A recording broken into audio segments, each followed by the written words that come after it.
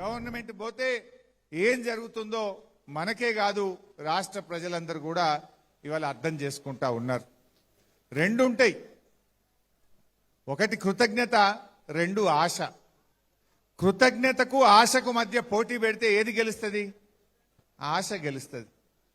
వాస్తవానికి కేసీఆర్ గారు ఎన్నికల్లో చెప్పకపోయినా రైతు బంధు ఇచ్చాడు, రైతు బీమా ఇచ్చాడు, 24 గంటల కరెంట్ ఇచ్చాడు, దళిత బంధు ఇచ్చారు, 2000 పెన్షన్ ఇచ్చారు, కళ్యాణ లక్ష్మి ఇచ్చారు, కేసీఆర్ కిట్ ఇచ్చారు, వైఎస్ఆర్ గారు ప్రారంభించిన ఫీజు రియంబర్స్మెంట్ పథకాన్ని కొనసాగించారు.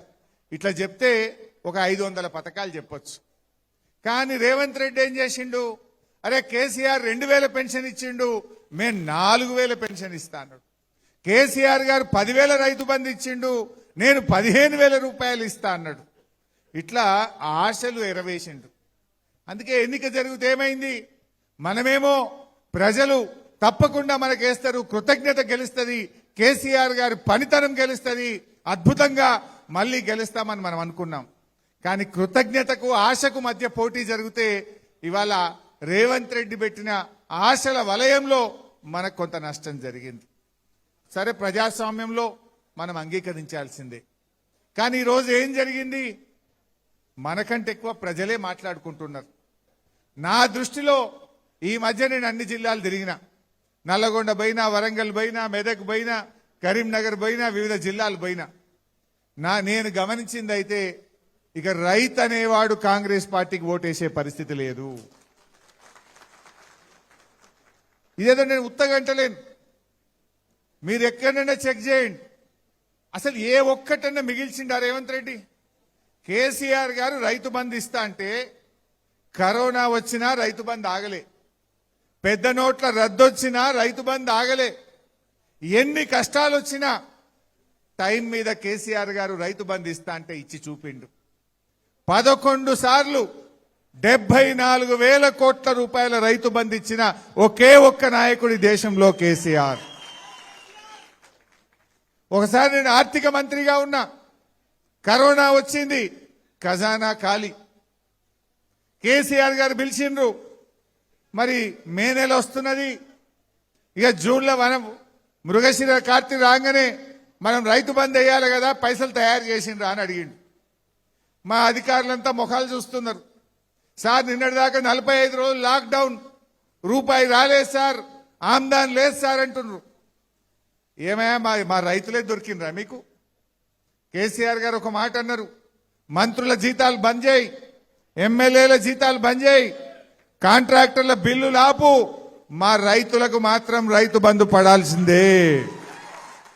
అది కేసీఆర్ గారికి రైతుల పట్ల ఉన్న నిజాయితీ. ఆగలే, కరోనా వచ్చినా రైతు బంద్ వేసిండు. మరి రేవంత్ రెడ్డికి ఏమైందా? ఇప్పుడు కరోనా వచ్చిందా? ఏమొచ్చింది? ఒక రైతు బంధు మొత్తానికే ఎగ్గొట్టిండు, 1 రూపాయి ఇయ్యలే. ఒక రైతు బంధు 3 ఎకరాలే ఇచ్చిండు. ఈ యాసంగి రైతు బంధు 2 ఎకరాలకే వచ్చింది. అంటే ఎంత మోసం! ఒక రైతు బంధు మొత్తానికే ఎగరగొడితే 9,000 కోట్లు, రెండవ రైతు బంధు 3 ఎకరాలకే ఇస్తే 5,000 కోట్లు, 9 × 5 = 14. ఇప్పుడు 2 ఎకరాలకే ఇచ్చిండు అంటే 6,000 కోట్లు, 14 × 6 ఎంత? 20,000 కోట్ల రూపాయలు. 20,000 కోట్ల రైతు బంధు ఎగరగొట్టిండు. ఇక నీకు రుణమాఫీ చేసినప్పు అంటుండు. అంటే ఇవాళ కేసీఆర్ గారు క్రమం తప్పకుండా రైతు బంధు ఇస్తే రేవంత్ రెడ్డి ఇవాళ రైతు బంధు పథకాన్ని ఆగం పట్టించిండు. ఇవాళ రైతు బంధు వచ్చే పరిస్థితి కనబడతలేదు. ఏం చెప్పిండు?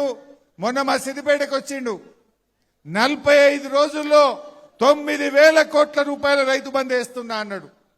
ఇవాళకి 65 రోజులైంది. 65 రోజులైనా ఇప్పటికీ రైతు బంధు పడ్డ పరిస్థితి లేదు. చెప్పుడు 15,000 అన్నాడు, 12,000 ఇస్తా అన్నాడు, ఆ ఇచ్చే 10,000 కూడా ఎగరగొట్టేశాడు. మరి రైతు బంధు సంగతి అట్లా. మీ అందరు గమనించిండ్రో లేదో, రైతు బీమా కూడా బంద్ అయిపోయింది. 5 నెలలే. మీ ఊర్లలో రైతులు చనిపోతే రైతు బీమా డబ్బులు పట్టలేవు. ఒకసారి చెక్ చేసుకోండి. ఎల్ఐసికి పైసలు కట్టలే రేవంత్ రెడ్డి. నేను అడుగుతా ఉన్నా, రైతు బీమాకు మించిన పథకం ఉంటుందా? దేశం మొత్తం మెచ్చుకున్నది. అంటే ఇలా కేసీఆర్ గారు పెట్టిండని చెప్పి దాన్ని రద్దు చేయడం నీకు తగునా అని నేను అడుగుతా ఉన్నా.